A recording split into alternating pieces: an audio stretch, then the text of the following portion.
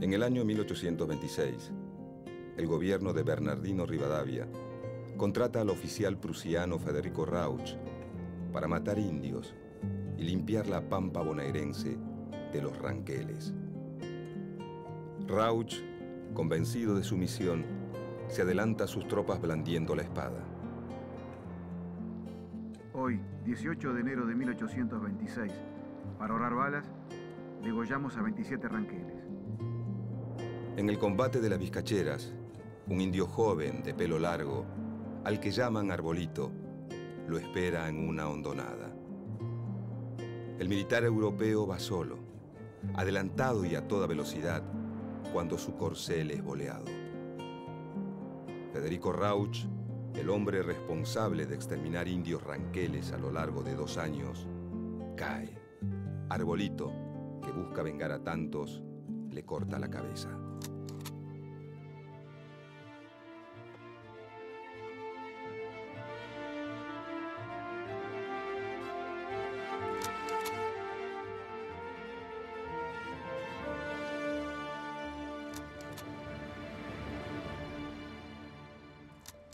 Hace aproximadamente 30.000 años, tribus provenientes de Asia y Oceanía comenzaron a ocupar el territorio americano, desde el estrecho de Bering hasta Tierra del Fuego. El tiempo y la geografía configuraron diversos pueblos con diferentes culturas y modos de vida.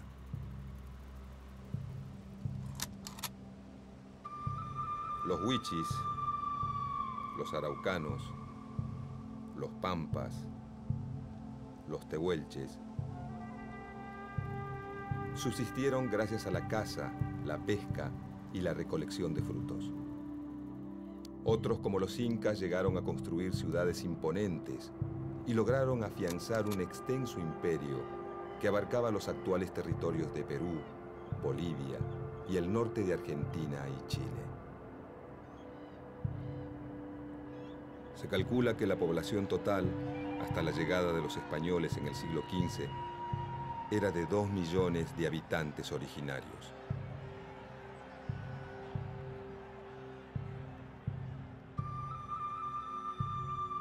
En España funcionaba una rígida sociedad feudal. Quienes no poseían bienes y riquezas difícilmente podían cambiar su situación social. Por eso América representó para muchos campesinos, labradores y nobles empobrecidos la posibilidad de cambiar su condición social, obtener tierras, riquezas, títulos y fama. Derechos y honores reservados hasta entonces solo a la nobleza.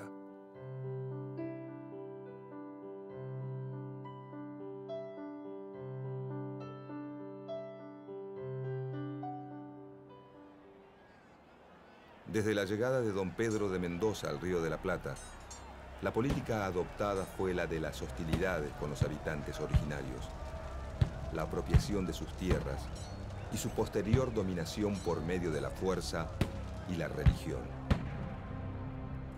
Las líneas divisorias entre los asentamientos españoles e indígenas fueron, durante largo tiempo, fluctuantes y reñidas. La creación del Virreinato del Río de la Plata y la consecuente presencia de un poder político y militar fuerte permitieron establecer una línea de fronteras medianamente alejadas de los centros urbanos.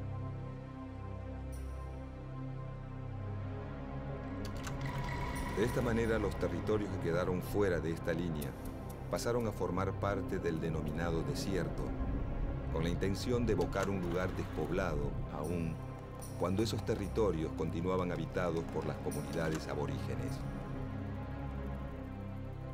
Muchos fueron los que pensaron que esos grupos y su forma de vida no pertenecían a la civilización, sino a la barbarie. El indio era el bárbaro, el salvaje al que había que domesticar o exterminar. La Revolución de Mayo trajo aparejada una política conciliatoria e integradora. En octubre de 1810, el secretario de Guerra y Gobierno, Mariano Moreno, encomendó al coronel Pedro Andrés García una expedición pacífica, diplomática y comercial hacia las Pampas. García elevó un informe a la Junta en el que decía que el indio, a pesar de su barbarie, podía ser reducido y asimilado a la civilización. Además, propuso fortificar una frontera desde el río Colorado, al sur de Mendoza, para establecerse en Salinas Grandes, Guaminí y Sierras de la Ventana. Cuando el coronel Feliciano Chiclana visitó a los Ranqueles en Leubucó en 1819, pactó con ellos una alianza contra los españoles.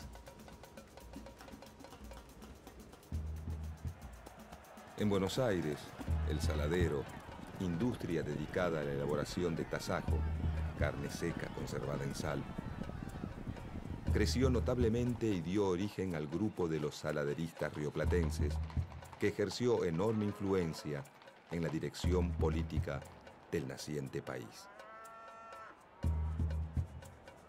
Para ello, era necesario, además del ganado, contar con la sal traída de Salinas Grandes o de la costa patagónica, todos territorios pertenecientes a distintas tribus.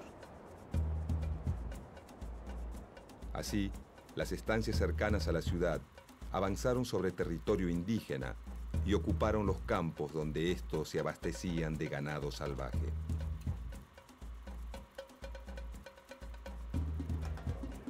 Al poco tiempo de asumir la gobernación de Buenos Aires, Martín Rodríguez delegó prácticamente el gobierno a su ministro Bernardino Rivadavia y se lanzó a una campaña al desierto.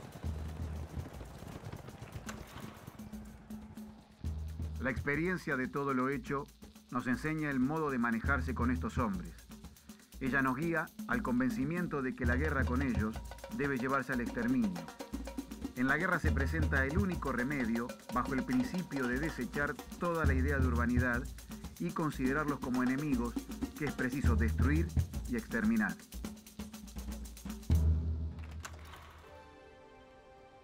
Con el objetivo de avanzar hacia los ríos Colorado y Negro, el gobernador Martín Rodríguez estableció fortines en Areco, Navarro, Monte, Chascomús y Ranchos, y también levantó un poblado en Tandil.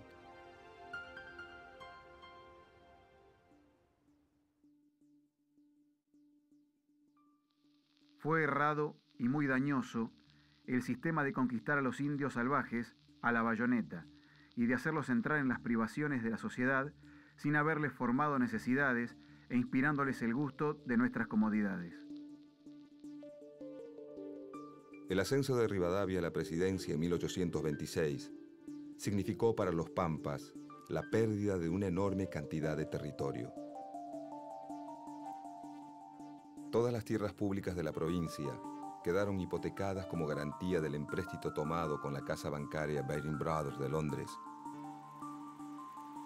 Rivadavia decidió entonces aplicar el sistema de enfiteusis, por el cual los productores rurales podían ocupar y hacer producir las tierras públicas, no como propietarios, sino como arrendatarios. La ley promulgada en julio de 1826 lo establecía sin lugar a dudas. Quedan especialmente hipotecados al pago del capital e intereses de la deuda nacional las tierras y demás bienes inmuebles de propiedad pública, cuya enajenación se prohíbe en toda la nación. En vez de fraccionar la tierra y entregarla en lotes a pequeños y medianos productores para que la trabajaran, la enfiteusis rivadaviana entregó miles y miles de hectáreas a quienes ya eran grandes propietarios.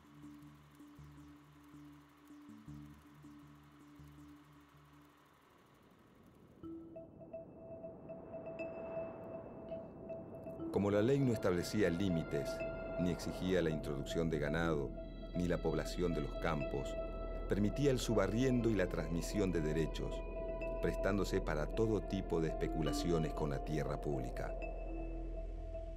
8.600.000 hectáreas pasaron a manos de 538 propietarios privados.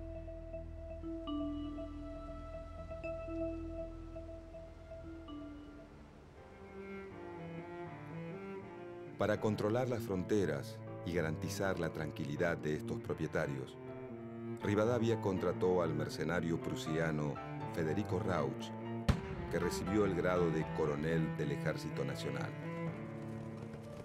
Su estrategia consistía en atacar por sorpresa y asesinar indiscriminadamente a hombres, mujeres y niños. Hoy, 18 de enero de 1826, para ahorrar balas, degollamos a 27 ranqueles.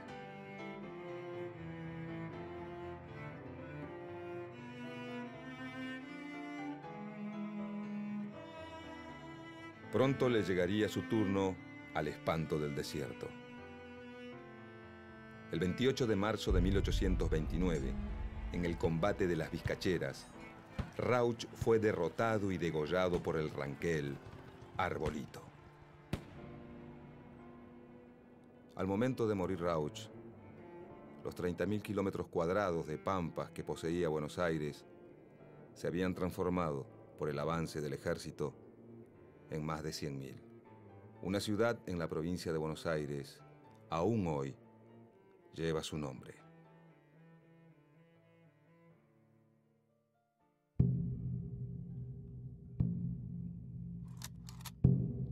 Hacendados, vosotros sabéis que la campaña y la frontera se encuentran hoy enteramente libres de los indios enemigos que, aterrados por los repetidos golpes de muerte que han sufrido en sus mismos hogares y tolderías, se han refugiado al otro lado del río Negro de Patagones y a las faldas de las cordilleras de los Andes. Un esfuerzo más, y quedarán libres para siempre nuestras dilatadas campañas, y habremos establecido la base de todos los cálculos de nuestra riqueza pública, y acabado la empresa que ha burlado por más de 2 siglos el valor y la constancia de nuestros mayores.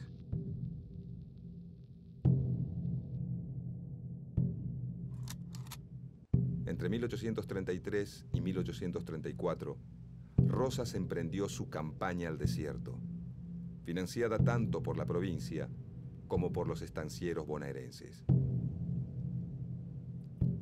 La expedición contó con el apoyo de los gobiernos de San Luis, Córdoba, San Juan y Mendoza. Se le encargó a Facundo Quiroga comandar una ofensiva conjunta contra el indio. Organizados en 3 divisiones, la última dirigida por el mismo Rosas, penetraron en territorio indígena, llegando a los ríos Colorado y Negro y ocupando Choele Choel. Durante la campaña, Rosas combinó la conciliación con el sometimiento.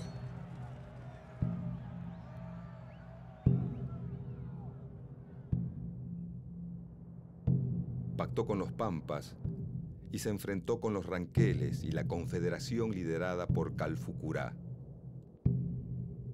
Se ganaron 2.900 leguas cuadradas de tierras y la línea defensiva pasó por Bahía Blanca, Médano Redondo y Carmen de Patagones. Según un informe que Rosas presentó al gobierno de Buenos Aires, el saldo de la operación militar fue 3.200 indios muertos, 1.200 prisioneros, 1.000 cautivos blancos rescatados. Por aquellos años de guerras civiles, unitarios y federales, estuvieron de acuerdo en la necesidad de exterminar al habitante originario y quedarse con sus tierras. Poco antes de escribir el Facundo, y mucho antes de ser presidente, Sarmiento declaraba: No debieran nuestros escritores insistir sobre la crueldad de los españoles para con los salvajes de América. Ahora como entonces, nuestros enemigos de raza, de color, de tendencias, de civilización. Quisiéramos apartar de toda cuestión social americana a los salvajes, por quienes sentimos, sin poderlo remediar, una invencible repugnancia. No son más que unos indios asquerosos a quienes habríamos hecho colgar y mandaríamos colgar ahora si reapareciesen en una guerra.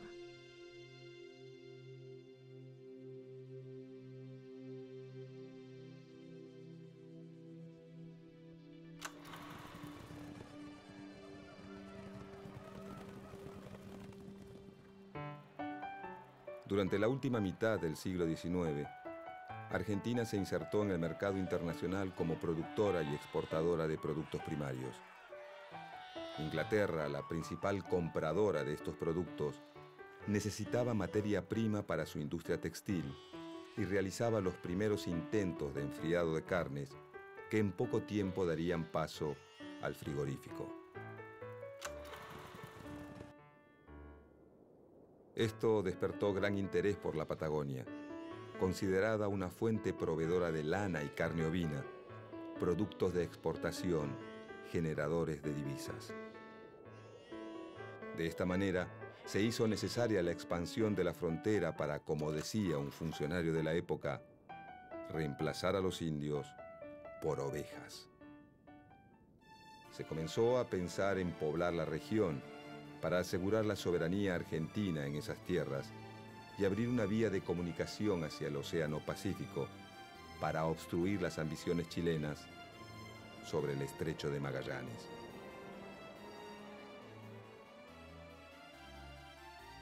En 1874 asumió la presidencia Nicolás Avellaneda y poco tiempo después promovió la Ley de Inmigración y Colonización.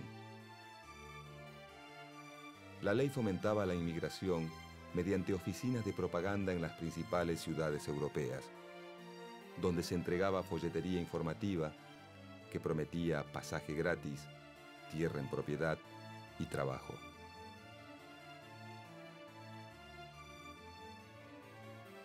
Pero al llegar la oleada inmigratoria, la mayoría de las tierras estaban repartidas entre los grandes terratenientes.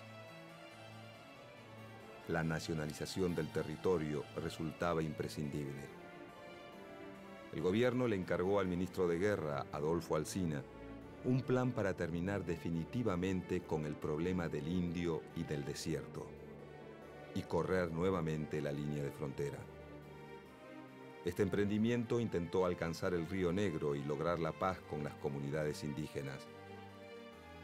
La falta de planificación y la incapacidad del gobierno de elaborar tratados que respetaran mínimamente los intereses indígenas llevaron a varios caciques a organizar una gran invasión.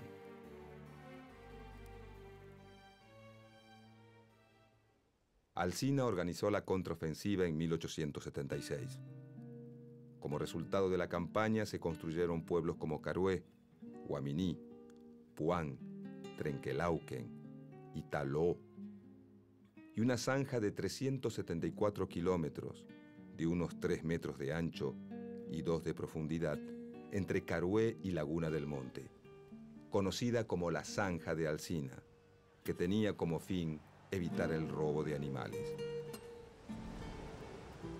La política desarrollada por Alsina le había permitido al Estado ganar unos 56.000 kilómetros cuadrados, extender la red telegráfica, la fundación de 5 pueblos y la apertura de caminos.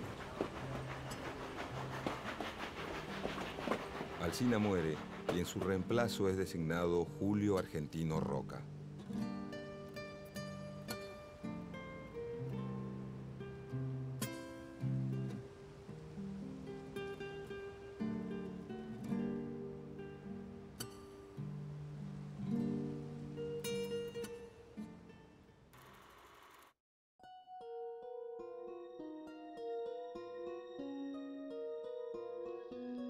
Sellaremos con sangre y fundiremos con el sable, de una vez y para siempre, esta nacionalidad argentina que tiene que formarse como las pirámides de Egipto y el poder de los imperios, a costa de sangre y el sudor de muchas generaciones. En 1878, el Congreso Nacional sancionó una ley por la que se destinaba 1.600.000 pesos para el traslado de la frontera a los ríos Negro y Neuquén. La suma millonaria se obtendría a través del producido de las tierras públicas nacionales que se conquistaran. Casi 400 personas se quedaron con más de 8 millones de hectáreas de las mejores tierras del mundo. El nuevo ministro de Guerra aplicó un plan de aniquilamiento de las comunidades indígenas a través de una guerra ofensiva y sistemática. El plan se realizó en 2 etapas. Una ofensiva general sobre el territorio comprendido entre el sur de la provincia de Buenos Aires y el Río Negro, y una marcha coordinada de varias divisiones para confluir en las cercanías de la actual ciudad de San Carlos de Bariloche. Julio Argentino Roca modernizó las tropas e incrementó la construcción de líneas telegráficas. Los batallones comenzaron a utilizar nuevos armamentos, como los fusiles Remington, con un alcance de 1000 metros y la ventaja de disparo sin humo de pólvora que les permitía pasar inadvertidos. En julio de 1878, el plan estaba en marcha y el ejército de Roca lograba sus primeros triunfos con la captura de prisioneros y el rescate de cautivos. Cuando finalmente Roca emprendió su campaña, el indio estaba ya muy lejos de ser un enemigo formidable.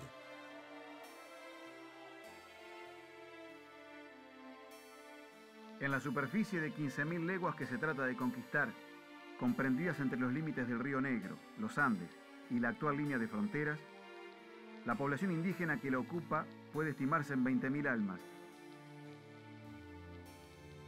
Tenemos 6.000 soldados armados con los últimos inventos modernos de la guerra para oponerlos a 2.000 indios que no tienen otra defensa que la dispersión ni otras armas que la lanza primitiva.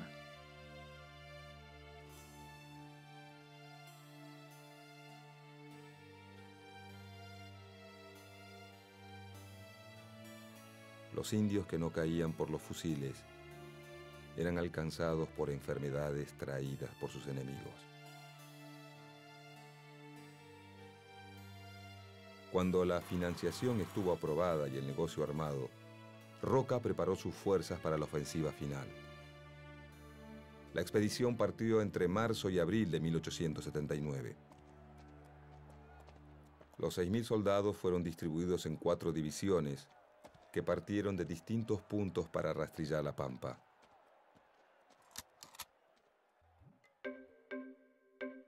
Dos de las columnas estarían bajo las órdenes del propio Roca y del coronel Napoleón Uriburu,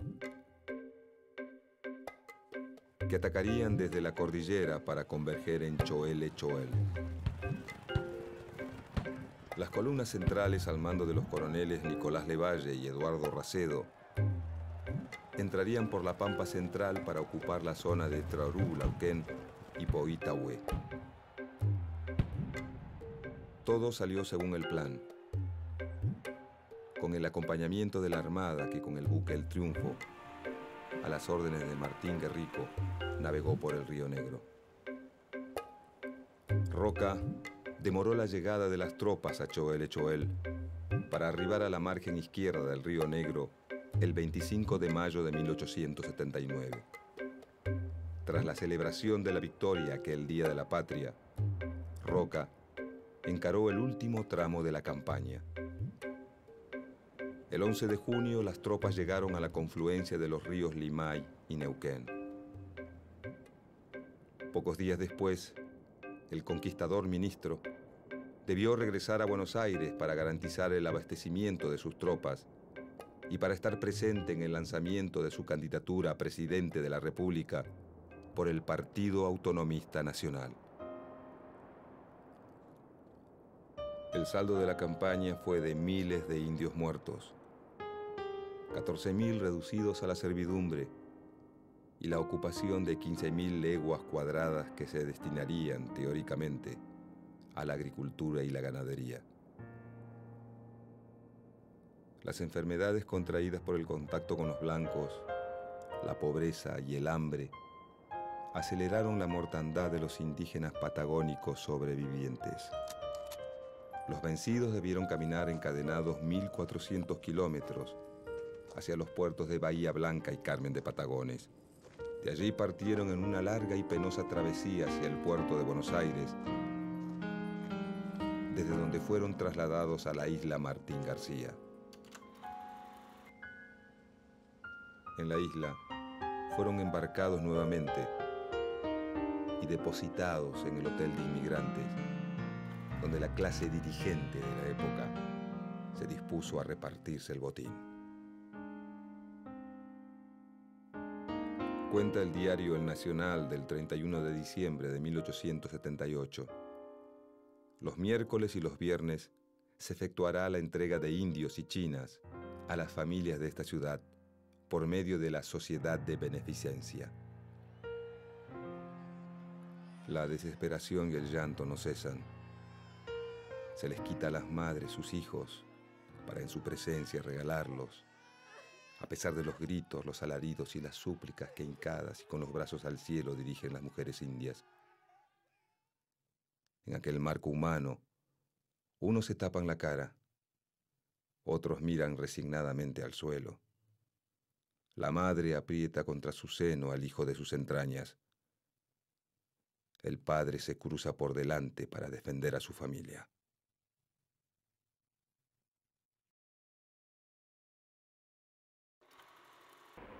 De todo me acuso, Padre, pero juro ante Dios que no tengo una sola muerte inútil sobre la conciencia. La absolución. Ego te absolvo, in nomine Pater, Figlio e Spiritus Santo. Amén. La jerarquía católica expresó oficialmente su beneplácito por la conquista a través de Monseñor Fagnano. Dios en su infinita misericordia ha proporcionado a estos indios un medio eficacísimo para redimirse de la barbarie y salvar sus almas: el trabajo y sobre todo la religión, que los saca del embrutecimiento en que se encontraban. Algunas tribus con sus capitanejos y caciques que lograron escapar continuaron resistiendo por medio de escaramuzas en las fronteras, pero fueron finalmente reducidos por la fuerza o por el pacto, recibiendo un total de 24 leguas en zonas estériles y aisladas. La conquista del desierto cumplió con dos objetivos fundamentales para la élite gobernante: afianzar la burguesía y consolidar el poder militar. Además sirvió para que entre 1876 y 1903, un lapso de 27 años, el Estado regalase o vendiese casi 42 millones de hectáreas a 1.800 terratenientes, vinculados estrechamente por lazos económicos y familiares, a los diferentes gobiernos que se sucedieron en aquel período. 67 propietarios pasaron a ser dueños de 6 millones de hectáreas. Entre ellos se destacaron 24 familias patricias, que recibieron parcelas que oscilaban entre las 200.000 hectáreas de los Luro a las 2.500.000 obtenidas por los Martínez de Hoz. Para 1920, solamente 50 familias eran propietarias de más de 4 millones de hectáreas en la provincia de Buenos Aires. Estas tierras fiscales, que según marcaba la ley de inmigración, debían ser destinadas al establecimiento de colonos y pequeños propietarios llegados de Europa, fueron distribuidas entre una minoría de familias vinculadas al poder que pagaron por ellas sumas irrisorias.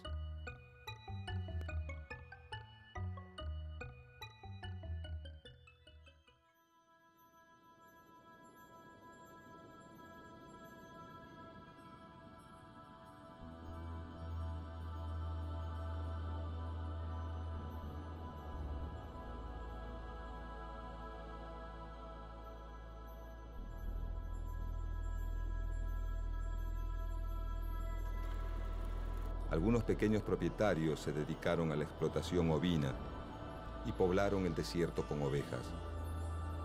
Otros dejaron centenares de miles de hectáreas sin explotar y sin poblar, especulando con la suba del precio de la tierra. Aún hoy, el territorio de la Patagonia tiene un porcentaje de medio habitante por kilómetro cuadrado.